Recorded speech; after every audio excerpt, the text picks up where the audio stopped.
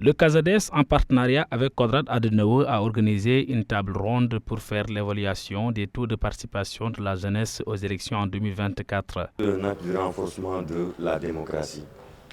Et nous avons pensé que beaucoup de jeunes ont envie effectivement de contribuer, mais au finish, ils ne sont pas inscrits sur les listes. Le constat étant fait, depuis une dizaine d'années, à chaque fois qu'il y a révision exceptionnelle, nous profitons effectivement de ce moment pour discuter avec les jeunes, les influenceurs, pour qu'ils puissent sensibiliser davantage, pour que les jeunes qui ont une forte représentativité dans ce pays, qu'ils puissent, n'est-ce pas, participer aux instances. Cette rencontre tenue dans un hôtel de la place a été une occasion pour les organisateurs d'échanger avec les organisations de la société et de développement afin d'analyser les obstacles sociaux, culturels, économiques, politiques à la participation des jeunes et proposer des approches alternatives pour les briser. À la suite, n'est-ce pas, des discussions sur la révision ordinaire, exceptionnelle, c'est quoi?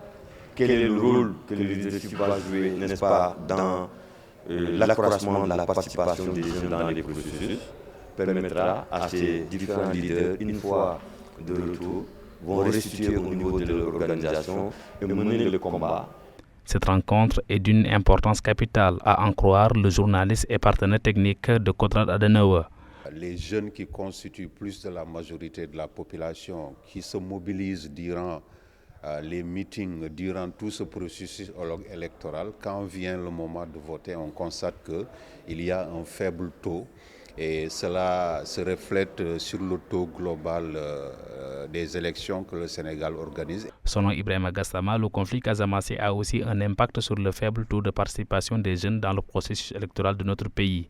Oui, le problème est réel, surtout ici en Casamance. Vous l'avez dit, certains n'ont pas les documents exigés pour avoir d'abord la carte d'identité parce qu'il faut avoir l'extrait de naissance. Or, le conflit a fait qu'aujourd'hui, il y a beaucoup d'impactés et les derniers recensements et enrôlements lors de l'accord de dépôt des armes, cette question avait été introduite par la faction de Diakaï. L'État a accepté de déroger à la règle et de faire une procédure fast-track.